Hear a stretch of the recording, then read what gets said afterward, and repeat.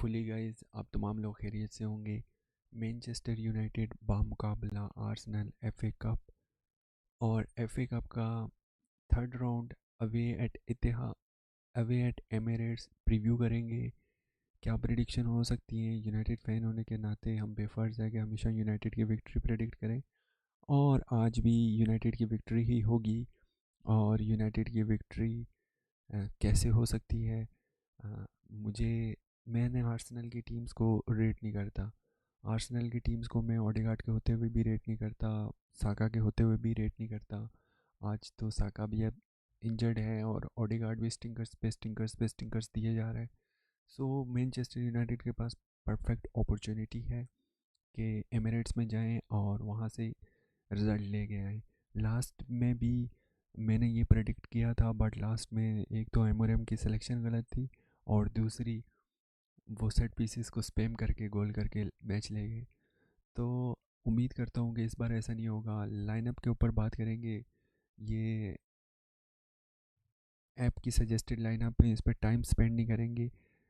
एक एक प्लेयर के ऊपर देखते हैं कि कौन सा प्लेयर स्टार्ट कर सकता है। अब बेंदर को मीडिया में आके उसने कहा है कि बेंदर को स्टार्ट करवाएंगे। मुझे नहीं लगता कि मुझे लगता है ये गलत डिसीजन है। इसको नहीं स्टार्ट करवाना चाहिए। अब इसको क्यों स्टार्ट करवा रहे हैं? क्या इसको मैनचेस्टर यूनाइटेड या फिर एमोरिम एफए कप को रेट नहीं करता, इस वजह से बेंदर को डाल रहा है? ये मेरे लिए सवालिया निशान है, क्वेश्चनेबल डिसीजन है। यूरो स्टार्ट इन्होंने प्रेडिक्ट किया है, यूरो को ही स्टार्ट करना चाहिए। मैगवायर इन्होंने प्रेडिक्ट किया है, मैगवायर को ही स्टार्ट करना चाहिए। डिलीट इन्होंने प्रेडिक्ट किया है और यहाँ पे है जी क्वेश्चन मार्क। इन्होंने डिलीट स्टार्ट किया है मार्टिनेज के ऊपर। मैं नहीं स्टार्ट करूँगा डिलीट को। अब डिलीट मुझे लगता है ये मैगवायर के ऊपर अपग्रेड नहीं थी, ये मैंने बहुत दफ़ा पहले भी कहीं कह चुका हूँ। लेकिन लिवरपूल के against he was the prime culprit. लेकिन यहाँ पे आपको लेफ़्ट फुटर चाहिए, यहाँ पे आपको लेफ़्ट फुटर चाहिए और मार्टिनेज का लेफ़्ट फुट चाहिए आपको। और ऐसे ही कोई रैंडम लेफ़्ट फुटर नहीं चाहिए। मार्टिनेज का लेफ़्ट फुटर चाहिए जो आपको ball progression, line breaking passes, ये तमाम चीज़ें करके दे।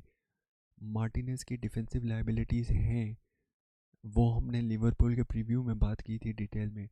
बट अब आपके ऊपर है कि आपको क्या चाहिए मैच में। मैच में अगर आपको बॉल प्रोग्रेशन चाहिए तो मार्टिनेज चाहिए, और बॉल प्रोग्रेशन यूनाइटेड को लामहाला चाहिए, क्योंकि मिडफील्ड में भी बॉल प्रोग्रेशन नहीं है, विंग्स पे भी वैसी क्रिएटिविटी नहीं है जैसी होनी चाहिए। तो मार्टिनेज एक ऐसा आउटलेट आपको देता है जो लाइन ब्रेक कर दे, लंबी बॉल डाल दे, इसके पैर में सफाई है। So I would start Martinez over de Ligt here. अब यहाँ पे मजरो स्टार्ट कर रहे हैं, दैट्स ओके। मजरो स्टार्ट कर रहे हैं। अब यहाँ पे जो है डेगो डेलो स्टार्ट कर रहे हैं। अब डेगो डेलो की लिवरपूल के अगेंस्ट गेम बहुत अच्छी गई थी। डेगो डेलो की लिवरपूल के अगेंस्ट गेम क्यों अच्छी गई थी? जबकि जो कंसिस्टेंटली पिछले कुछ गेम्स थे उसमें ये टेरेबल था। आई डू नॉट नो, मुझे नहीं मालूम कि ये क्यों अच्छी गई थी। पार्ट ऑफ द रीज़न ये था कि ट्रेंड था सामने, या पार्ट ऑफ द रीज़न ये था कि जो टेक्टिकल प्लान था वो ही ऐसा सेटअप किया गया था। बट के ब्रूनो भी उधर रहे, जो एवरेज पोजीशंस थी ज़्यादातर प्लेयर्स की उधर थी, अटैक भी उधर से किया। तो टैक्टिकल प्लान ऐसा था जिसमें डेगो डेलो ने थ्राइव किया।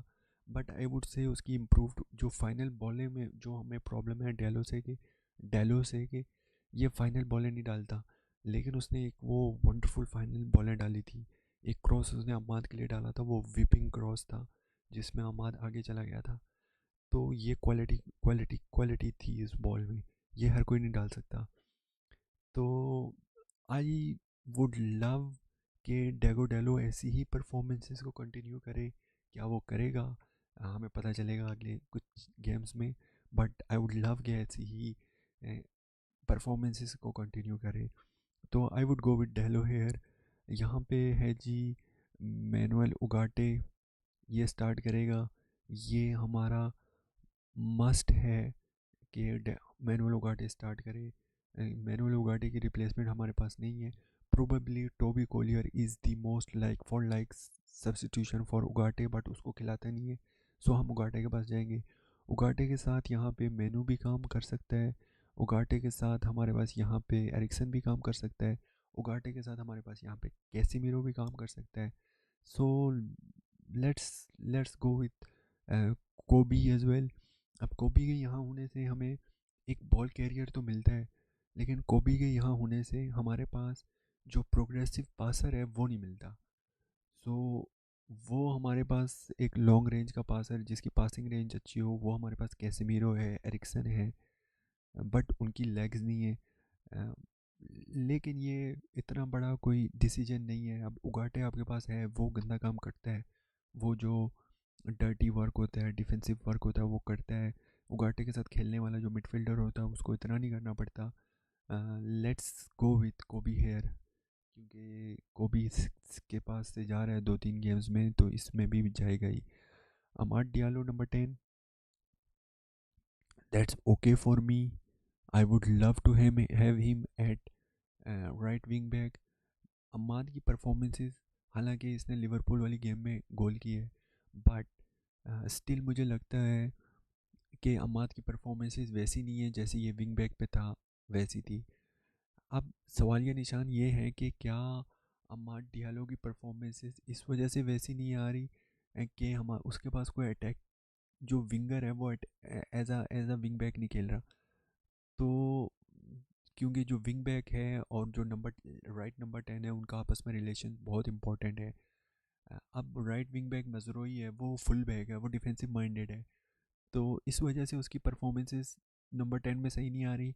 या फिर ये ऐसा प्लेयर है जिसको स्पेस चाहिए। अगर ये ऐसा प्लेयर है जिसको स्पेस चाहिए थ्राइव करने के लिए, तो ये नंबर 10 में लॉन्ग टर्म के लिए एप्लीकेबल नहीं होगा, वायबल नहीं होगा, उसको विंग पे ही जाना पड़ेगा। But let's go with Amar Diallo. हम इतना डीप नहीं जाते क्योंकि हमारे पास ऑप्शन नहीं है। यहाँ पे है जी ब्रूनो फर्नांडिस।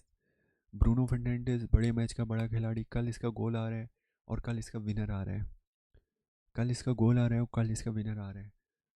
अब इसको स्टार्ट करना चाहिए और करेगा बिल्कुल, और कोई है नहीं। रेसमस और उसमें जोशुआ ज़िरक्ज़ी में कौन स्टार्ट करेगा भाई, यहाँ पे भी क्वेश्चन मार्क है। रेसमस हॉयलैंड लिवरपूल के अगेंस्ट उसने कुछ ऑफर नहीं किया था, 1-on-1 एलिसन के साथ हो गया था इधर, और यहाँ से उसने मिस कर दिया और उसी प्लेस से मार्टिनेज ने गोल किया और वंडरफुल गोल किया। उसके अलावा भी बिल्कुल कोई होल्ड अप नहीं, कुछ भी नहीं था, कुछ भी ऑफर नहीं कर रहा था। फिर ज़िरक्ज़ी आया, ज़िरक्ज़ी ने कुछ एज एन आउटलेट तो ऑफ़र किया कि वो बॉल को होल्ड कर सकता है, और फिर उसी होल्ड होल्ड करने के चक्कर में एक पास निकाल गया जो कि उसको शॉट लेना चाहिए था। अब मैं ये बात पहले भी कर रहा था कि रेसमस हॉयलैंड की पोजीशनिंग में प्रॉब्लम है, लेकिन इसके होते हुए कुछ ना कुछ बॉक्स थ्रेट आपके पास होता है। जोशुआ ज़िरक्ज़ी के होते हुए ये है कि जोशुआ ज़िरक्ज़ी आपको बिल्डअप में जाएगा, डीप जाएगा, बिल्डअप में हेल्प आउट करेगा, बट वहाँ पे बॉक्स थ्रेड नहीं मिलता। जब अगर वो बॉक्स थ्रेड देना शुरू हो जाए, वो मेरे लिए ऑटोमेटिक चॉइस है, because he is more technical than Rasmus Hojlund, और उसका जो होल्डअप हो वो रेसमस हॉयलैंड से बेहतर है। अगर वो बॉक्स थ्रेड दे दे तो मैं उसके साथ जाऊँगा, बट ये यहाँ पे एमोरिम के ऊपर चॉइस है जैसे भी जाए। आर्सेनल के ऊपर बात करें तो आर्सेनल का डिफेंस बेहतर है, और यूनाइटेड का जो हमारे पास है अटैक वो टेरेबल है, but I would bet my life on Bruno Fernandes goal. मुझे लगता है ब्रूनो का गोल आ रहा है और मुझे लगता है ब्रूनो का विनर आ रहा है। बाकी आप अपनी अपनी प्रिडिक्शंस लाजमी कमेंट में दीजिएगा। मिलते हैं कल मैच में, वॉच अलॉन्ग में आएंगे। आप तमाम लोग आइएगा। अगर आप अभी तक वीडियो देख रहे हैं तो वीडियो को लाइक कर दीजिएगा, और फिर हम मिलते हैं नेक्स्ट वॉच अलॉन्ग में। शुक्रिया and have a good day.